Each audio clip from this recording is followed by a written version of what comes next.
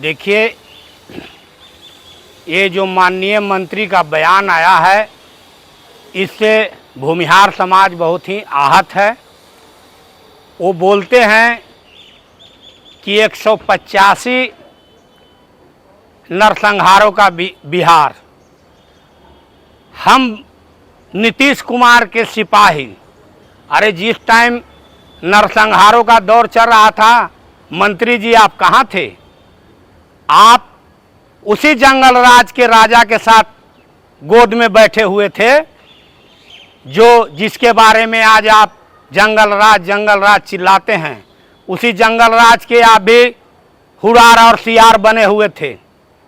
आप एक बहुत ही महत्वाकांक्षी आदमी हैं। आपको ये पता नहीं है कि भूमिहारों का क्या अस्तित्व है। भूमिहार कभी जात पात नहीं करने वाला है, ये हम लोगों के संस्कार में ही नहीं है। भूमिहार समाज के एक से एक महान विभूति पैदा हुए, जो जात पात के मिटाने के लिए हर संभव अपना बलिदान देने का काम किया। चाहे श्री बाबू हो, जो दलितों को देवघर मंदिर में प्रवेश कराने के लिए अपना हाथ तक तुड़वा लिए।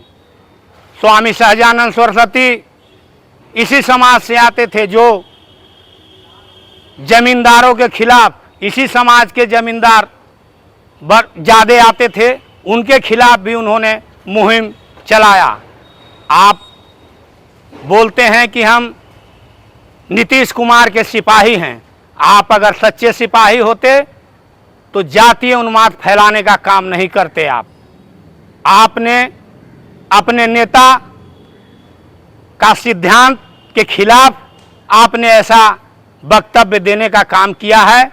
नीतीश कुमार जब से 2005 से मुख्यमंत्री बने, आदरणीय मुख्यमंत्री के नेतृत्व में जात पात पूरे रूप से बिहार से समाप्त किया गया। जहानाबाद एक जातीय उन्माद में जल रहा था, वो सब चीज़ जो है नीतीश कुमार के ही राज में ख़त्म हुआ, एनडीए के सरकार में ख़त्म हुआ। आपने ऐसा बोल करके आप सिर्फ जदयू को ही नहीं, एनडीए घटक दल को भी कमज़ोर करने का काम किया है। आपको ऐसा वक्तव्य नहीं देना चाहिए। आप जहानाबाद में चुनाव के टाइम में घूम रहे थे, आप प्रभारी थे। मैं उस टाइम जहानाबाद का जिला अध्यक्ष था।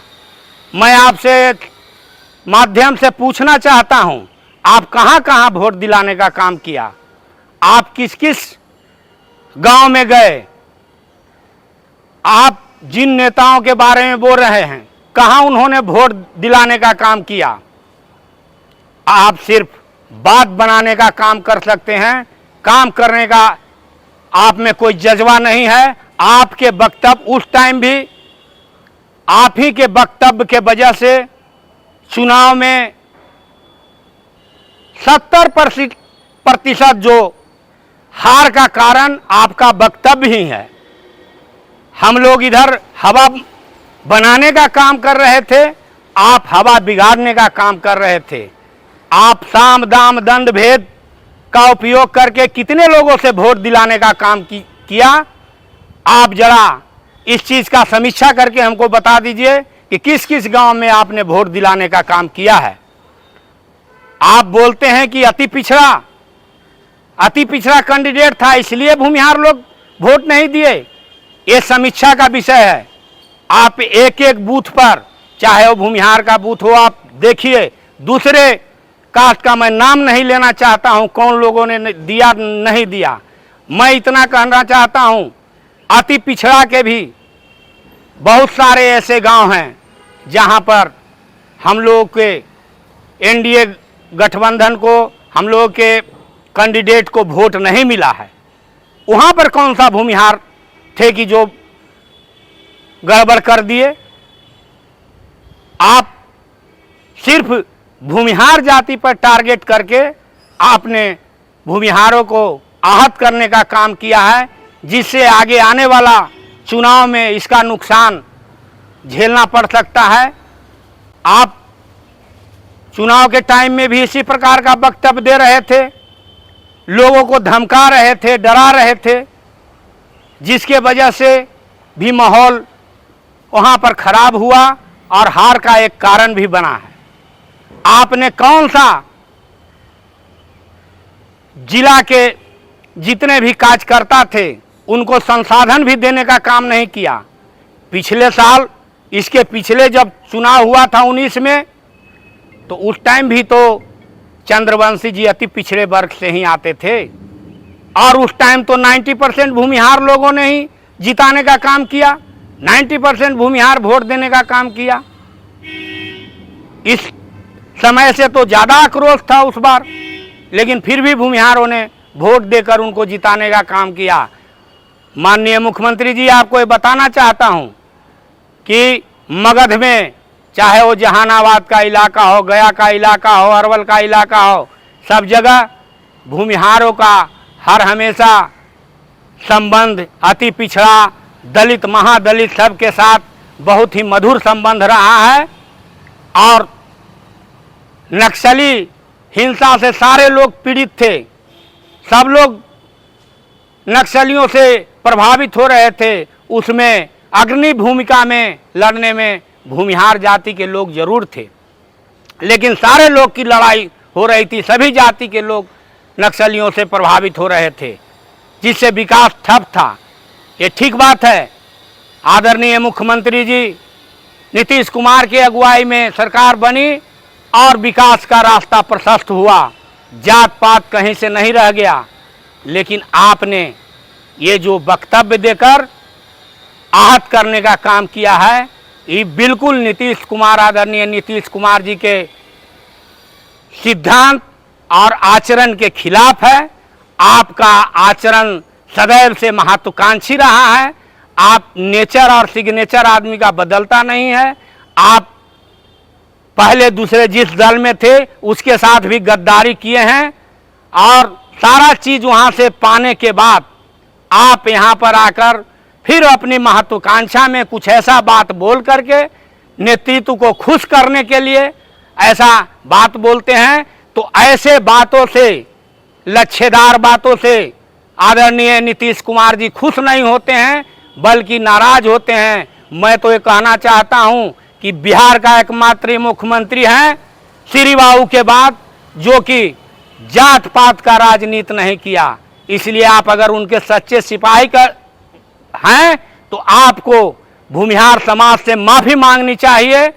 और अगर नहीं माफी मांगते हैं आप, मैं आदरणीय मुख्यमंत्री जी से यह आग्रह करता हूं कि इनको पार्टी से निष्कासित किया जाए। आप जैसे लोगों के बारे में ही कहा जाता है कि ले डूबता है एक पापी नाव को मझधार में। आप जैसे जैसे लोग ही पार्टी को कमजोर करने का अपने ऐसा वक्तव्य देकर आप सस्ती लोकप्रियता लेने के लिए, लोगों में दिखाने के लिए कि मैं अति पिछड़ा और दलित का बहुत हितैषी हूं, मैं आपसे पूछना चाहता हूं, जहानाबाद, अरवल, आप कहते हैं कि मेरा भी घर पड़ता है जहानाबाद लोकसभा में। मैं आपसे पूछना चाहता हूं अशोक चौधरी जी, माननीय मंत्री जी, कि आप ललन बाबू, विजय चौधरी जी, भोला बाबू, विजय सिन्हा जी, नीरज कुमार जी, ये सारे हम लोग भूमिहार के तमाम नेता जो वहाँ चुनाव में गए, प्रचार प्रसार में लगे हुए थे, और आप किनको टारगेट करना चाह रहे हैं, किनको बेइज्जत करना चाह रहे हैं कि जिसके वजह से आपने बोल दिया कि कोई नेता वहाँ नहीं लगे हुए थे भूमिहार के? क्या ये सब नेता नहीं थे? क्या ये सब नेताओं की कोई प्रतिष्ठा नहीं है जो वहाँ पर गए हुए थे? आखिर इतना वोट कहाँ से आया? आप पूर्व कांग्रेसी रहे हैं, आपका कल्चर ही वैसा रहा है जो आप दिखा रहे हैं। इसका जवाब आपसे पार्टी पूछेगी। आपको मैं ये कहना चाहता हूं कि जात पात की राजनीति छोड़ दीजिए। अगर आप सच्चे सिपाही नीतीश कुमार के मानते हैं तो जात पात का राजनीति छोड़िए और भूमिहार समाज से माफी मांगिए।